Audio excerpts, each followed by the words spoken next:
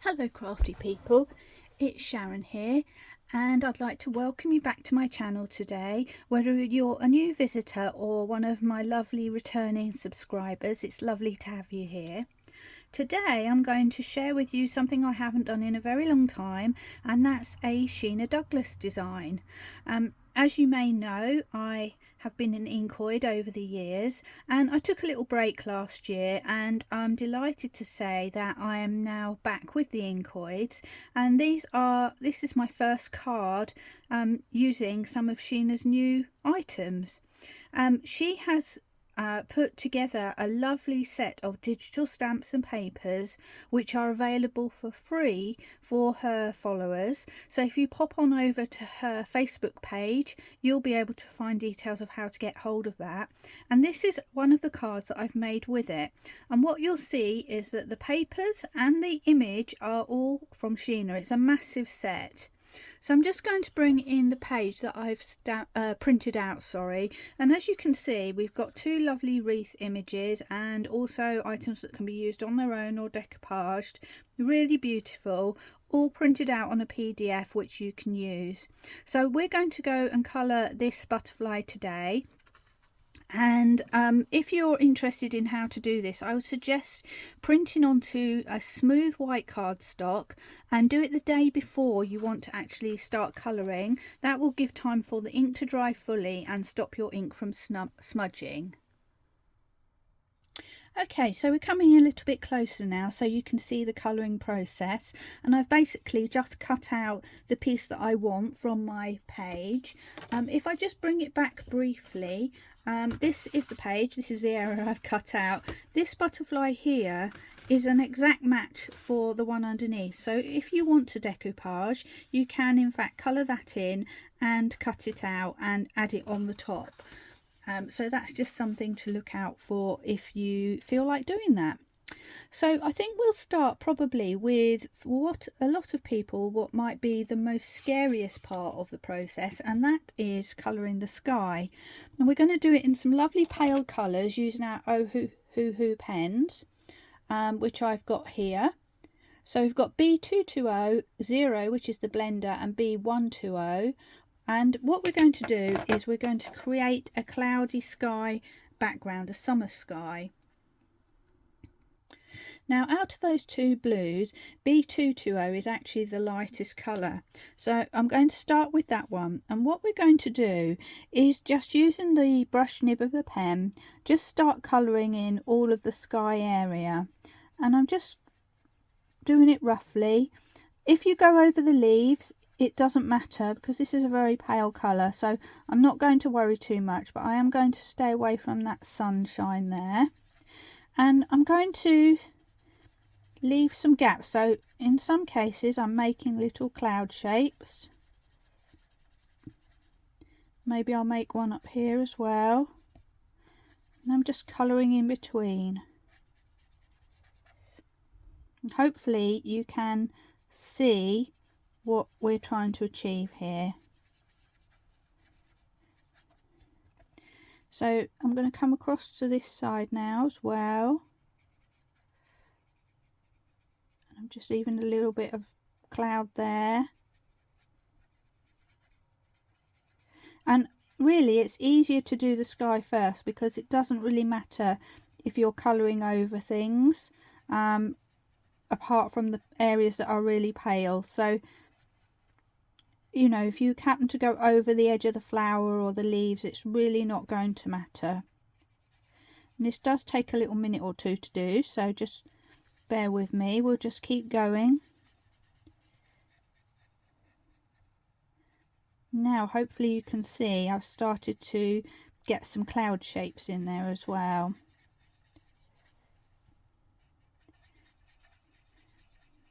We're going right over this swirly area as well, and you'll see why as we go along. And then we need to just pay attention to the little gaps between the flowers to make sure. You could put some green down the bottom if you wanted, a pale green, to give sort of a ethereal background, but I am going with sky all the way round. So actually I'm going to make that into another cloud there.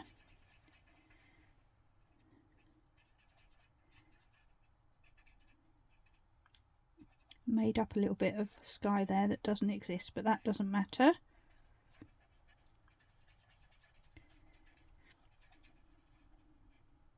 And I'm going for a fairly loose colouring style with this, so you know it is going to be a little bit whimsy, but what that means is it's much more forgiving and we can just, you know, enjoy the process. There we go.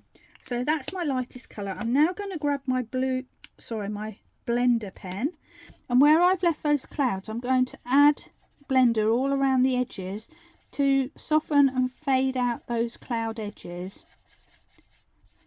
So again, just working in circular motions all the way around the edges of those clouds.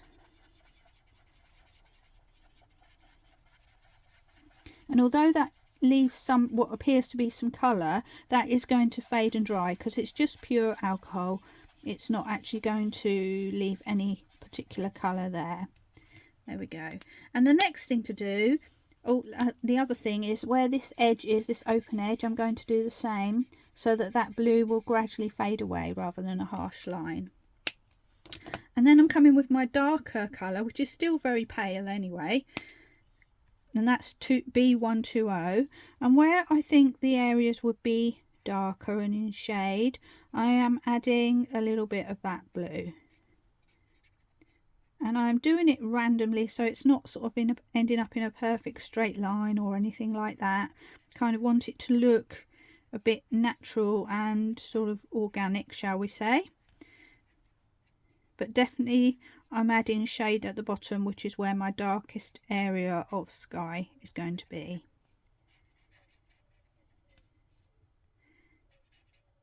So I'm going all across those leaves at the bottom. As you can see, I'm not being too particular about it. I am just sort of adding colour where I think it might look nice, and also assuming that our little butterfly is casting a bit of a shadow, maybe some of these bits as well. There we go. So that's my darker blue added, and then we'll go back to the pale blue just to touch in on the corners there. Not doing too much colouring, but just to soften off those edges where I see them. So literally it just takes a minute to do that bit. And if it doesn't look perfect, don't worry about it, because in the end this is just going to become part of a much bigger picture. So it's all going to blend and look lovely, and there's not too much difference between these colours. So it's going to look fine. Now we've got our clouds, but they're not very visible at the moment. If I just bring that up, hopefully you can see they've softened at the edges. But now what I'm going to do is add some shade and some little cloudy shapes, and to do that I'm picking a very pale grey, which is CG2, and all I'm going to simply do is just start to add some little shapes to give an indication as if there's something, you know, going on there. And I'm not being particular about it again. I'm just sort of thinking, making cloudy, wavy shapes. So this one I might just bring that, make it a little bit more bigger shapes. And then back with my trusty blending pen over the top of those to give them a faded and sort of diffused look.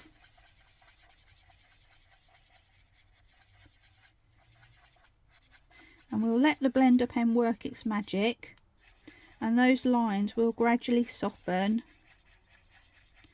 and we'll have something that looks sort of like a cloud, not, you know, not too detailed, but gives us that impression of a cloud.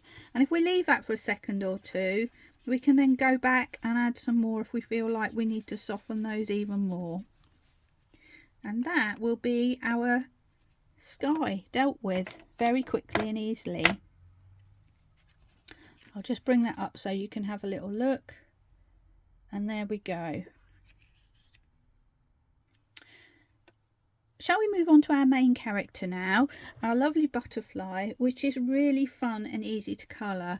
So I've gone for options of orange and blue greys to colour in the butterfly, which coincidentally, without looking, I found is the same colour on the pre-coloured version of this that you also get with that Sheena set. So this is my take on that without really meaning to do that. So we'll go ahead and carry on anyway. So I'm going to start with the orange, which is going to come out from the middle of the butterfly, and for that I'm going to use Y4 for my light shade and YR3 for my darker shade. And this is again very simple technique. So we're going to take our pen and just from the center just start swiping out, and I'm not really using any control, I'm letting it stop wherever it feels like it needs to.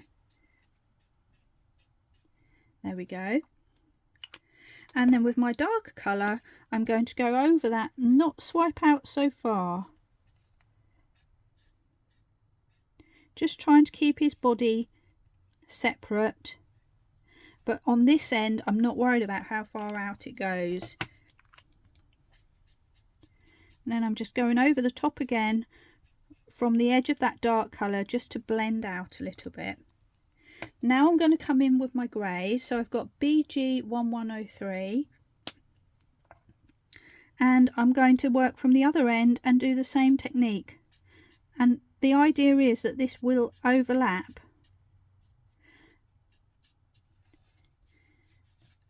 But not in a, controlled way. We're just again letting it go where it wants to go. And if there's a little bit of white left on the edges of the wings, I'm not worrying about that because that's a bit of a natural highlight like we do with watercolours. And now I'm going with my darker colour, which is BG1105, and the same again but smaller swipes.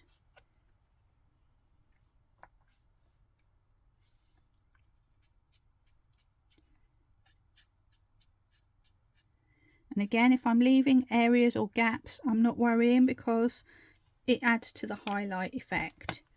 Back to my light colour and just blend that back.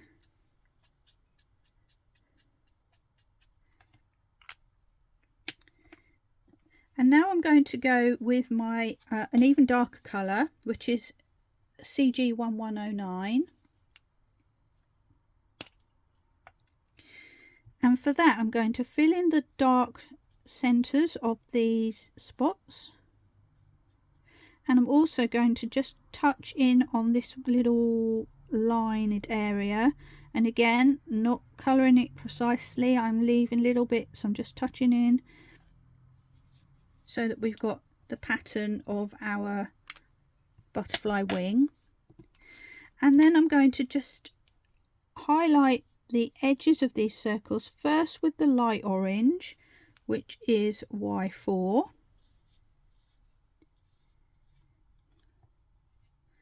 and then I'm just going to add some depth and low light with the dark orange, which is YR3. So that's one wing done. And now I'm going to complete the same process on the other side, so I'll see you back here when I've done that. So I've now coloured the rest of my butterfly wings, and as you can see they're similar but not identical, which is just the way that nature is, perfectly imperfect. So that's really quick and simple, loose way to colour the butterfly there. And we're just going to tackle his body, and to do that I'm going to use the same greys that I've used for the edge of the wing. So I've got BG1103, the light colour, and I'm just going to cover the whole of the body with that. And I'm also going to just come around the edges of his body just to create a little bit of shading there. And then going with my sort of mid colour, I guess you'd say, BG1105, I'm going to just start to add some shadows, and I'm kind of following some of these lines that Sheena's created so that we kind of get the roundness of each segment of the body. So all I've done is very quickly gone down the side, swiped across where the narrow parts are, and that provides my highlight. And I'm not even going to blend it because I want to preserve that lovely highlight there. So hopefully that means the two most scary parts, the sky and the big butterfly, are now done. Let's move on to something smaller and more delicate now and tackle these tiny little leaves. Now I've got one colour for these little tiny leaves, and that's G2, and I've got a little trick to bring on board which kind of breaks the rules, but we don't care about that, do we? We're just doing it for fun. So I'll show you that in a moment, but basically all I'm going to do is start colouring these leaves one by one, completely flat, remembering that you can turn your paper around if you need to help you with your colouring, particularly when you're dealing with tiny little areas like this. If you've got a fine nib alcohol marker, that will be perfect for this. If not, just touch your brush nib very lightly to the paper, so that you're barely putting any ink on, and that will work fine as well. And remember, we're doing kind of loose colouring here, so if it doesn't sort of work out perfectly, that's also fine. Equally, if there's some white areas left, those are natural highlights, so also fine. So it really doesn't take too long, but what I tend to find is that I think I've done them all, and then I'll be doing something else and I'll find another leaf. So if that happens, you just have to go back and fill in the gaps.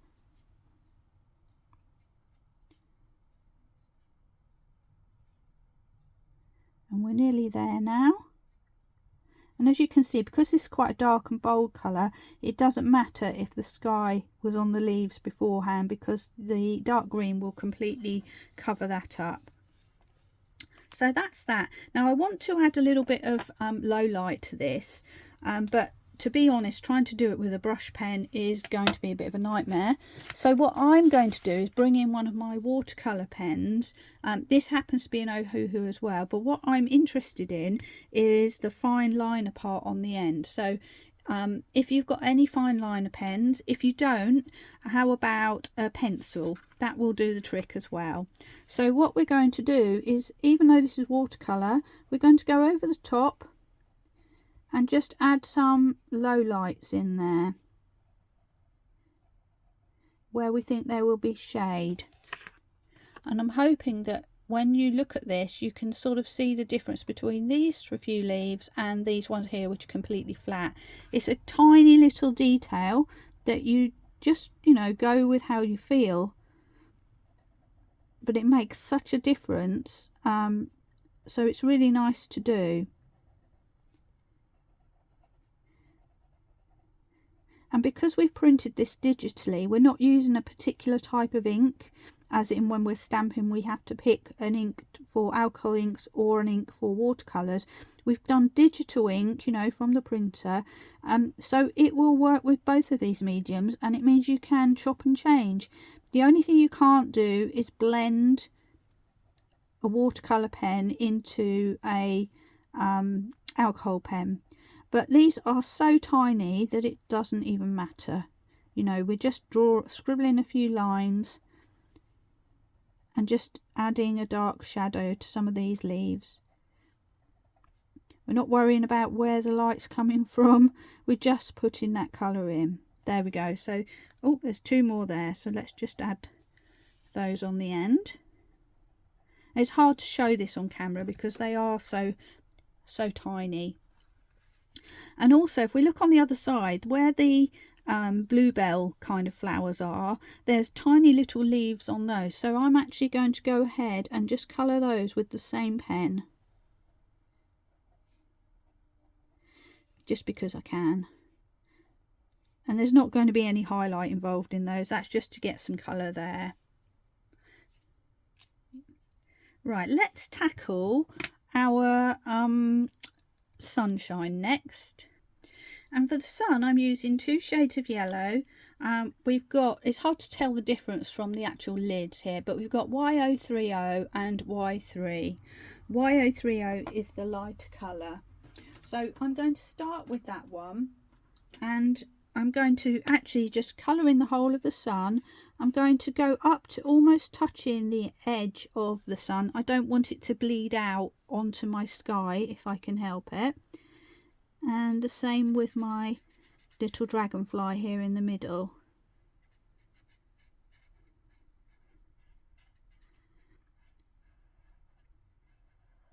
So I'm just going all the way around.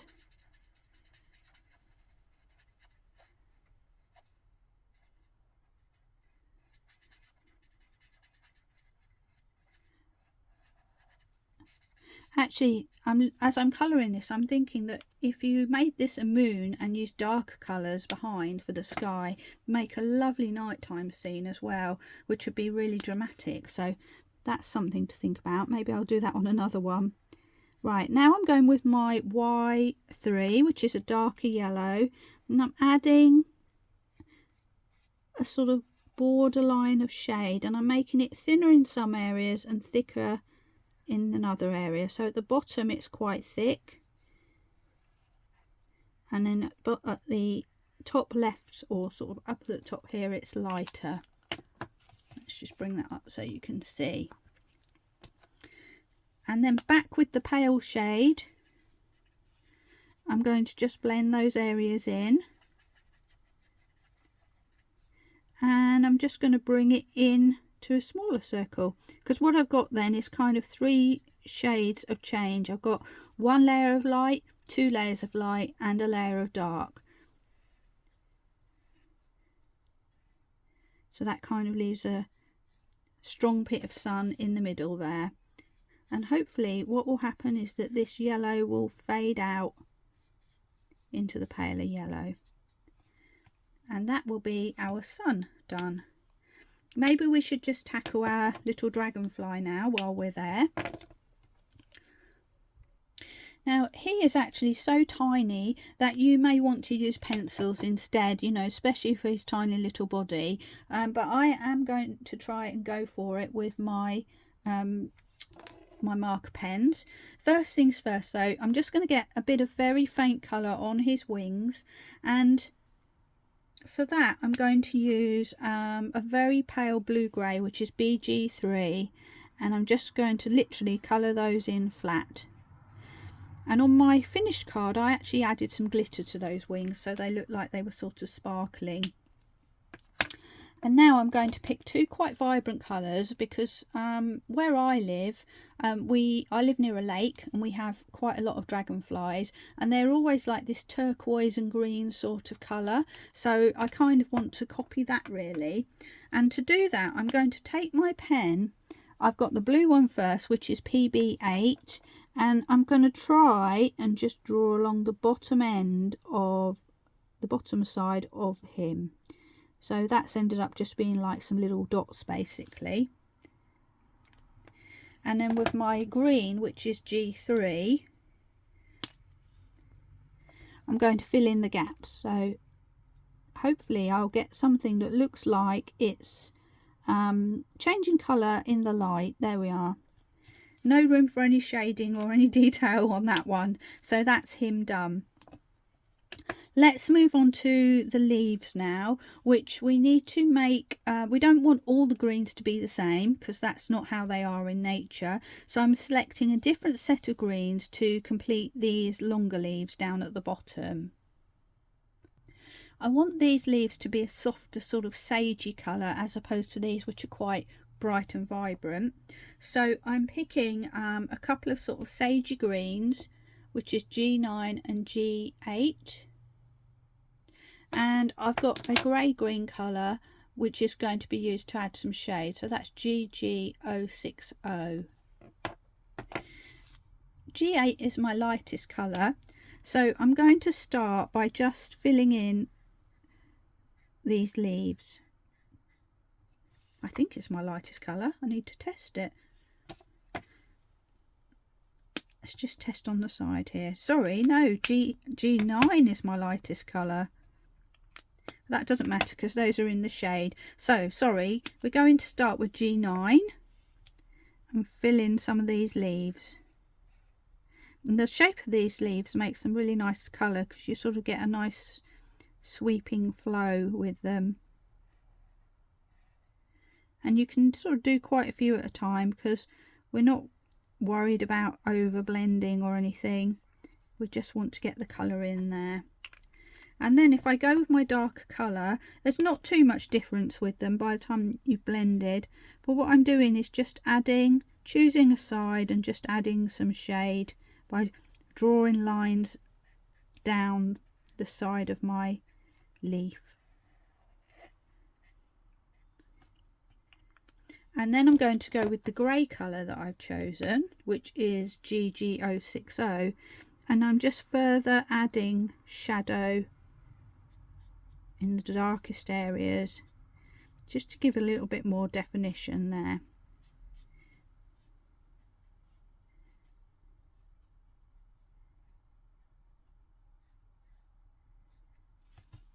So it just gives them a little bit of shape and interest, really, I guess you might say. And if I feel like it's a bit of a harsh transition, I'll just go back with my darker colour just to soften those edges a little bit. And then I can move on to my next set. So back to my pale colour, which is G9. So the thing you have to watch out for with the Ohuhu markers is that they don't always run in a logical order from sort of light to dark or dark to light. And also you really can't rely on the pen lids for the colour.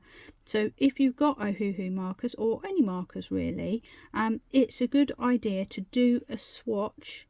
In the case of Ohuhu markers, they do provide a swatch chart for you to colour in, and it's really worth the time investment in doing that, so you can actually have a look and see what colours you've actually got, and it really helps you to make your colour choices. So if that's you, I would recommend that you do that with, well, any markers that you've got, or any pens, watercolour or otherwise. It really helps when you come to colouring and saves you a bit of time and also some sort of very sad mistakes sometimes. So really worth the effort.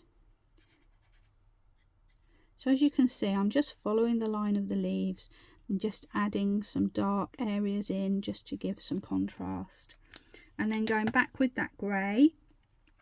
And if we go back to these original leaves, although that grey looked harsh to start with, you know, once it dries, it does fade into, because it's a green grey, does fade into the background colour, and just gives you that little bit of shade and contour without being too much in your face. So, you know, it's really quite nice to do.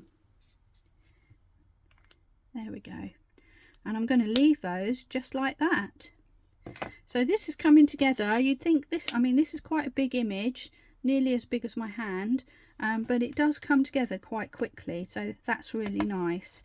Let's move on to the little bluebells next. And for these, I'm going to use 3 shades of lavender sort of colour, V230, V250 and V270. And these pretty much run in order in terms of colour, so that's really good. And I'm going to just start off by colouring my flowers with my lightest colour all over, and that is V230.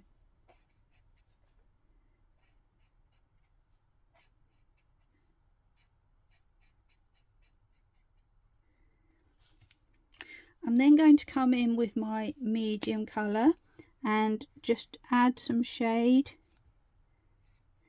and I'm working so the darker side is on the right, and so I'm making the right side fully dark and then bringing shorter swipes on the left hand side. You can do it like dark on both sides like this. It's really a matter of choice.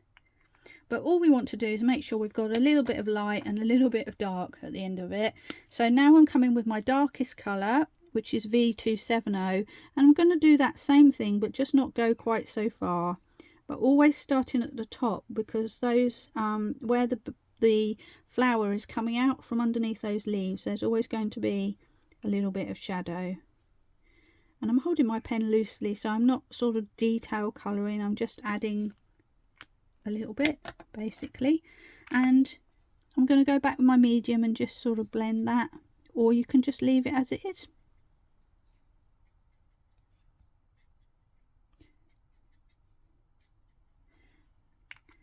And finally back with my pale colour just to blend those edges.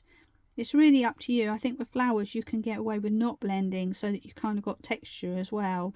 It's just again a matter of choice. So before we know it, we've nearly coloured everything. All that's left is this branch around the edge. So we'll just give that a quick go and then we'll be done. And for my branch, I'll just bring it in quickly, there's also a backing paper in a sort of rustic orange colour, which would actually go quite well with my butterfly. And I wasn't sure whether I was going to go with a purple background or to go with a sort of rustic orange background on my card. So I decided that rather than going for sort of a deep brown branch, I was going to go for a brighter sort of rustic colour branch, which would go with that kind of paper if I chose to use it. So what I've actually done is taken Y11 and Y12 for my branch. The lightest one is Y11, so we're going to just start by colouring the branch, which is very fine. So you're just going to kind of take your time and draw those lines in by touching very lightly with the point of the pen. Again, if you've got the pens that have got the fine liner on the other side, perfect for this job, because you can use that to get into that tiny detail if you wish to. But I'm trying to not use too many different types of products, because I appreciate that everybody has, you know, only got limited amount of product to hand. And also, you know, you don't have to use ohuhu. This technique will work with anything that you've got alcohol pen wise. So my dark colour Y12, what I'm going to do, again just touching very lightly, is just put some dark shade here and there. I'm not drawing a specific line, I'm almost doing kind of little scribbles in the shape of sort of a bit of tree bark. And where Sheena's drawn some of her little bits of shade, I'm just using those as a guide and sort of following what she's kind of laid down there. So where those little lines are, I'm drawing into those, and I'm holding the pen very lightly again, and I'm doing light scribbles rather than a solid line. And what that does is it gives the feeling of texture and bark. And again, if you felt like it, you could go in with a pencil or a fine liner and add even more detail. But for me, that's all we need to just give that impression that we've got a textured twig. And it is no skill, just scribbling. And when you see a dark line from Sheena or some dark dots, you can just put a little bit extra there. And the last thing that I actually did with this was to add some glitter onto the wings and also onto this little flurry area. I'm not going to do that now, because what I did first was obviously die cut this out using one of my round dies, and then I added some tattered lace distress ink around the edges just to soften off that harsh white area. And that is basically how I did it. So let's bring in the final card once again. All that remained after doing that colouring was to mount it onto some plain card stock, which I had to hand, and obviously then use one of the lovely papers, of which there are quite a few to choose from, and mount it on there. So this is quite a big card. It's an 8x8 card. There are smaller versions of this if you want to do a smaller version, but I think that makes quite a lovely statement card. So that's my card for today, coloured in alcohol pens and using the freebie set from Sheena Douglass, which you will find at her Facebook and her sales website, and you can find the link for that on her Facebook page as well. I hope you enjoyed that today. Thank you for watching and sticking with me, and I hope to see some of your coloured work on the Sheena Inkettes Facebook page, where you can post all of your beautiful creations. That's it for me for now. Thanks very much for being here. Hope to see you next time, and in the meantime, take care. Bye.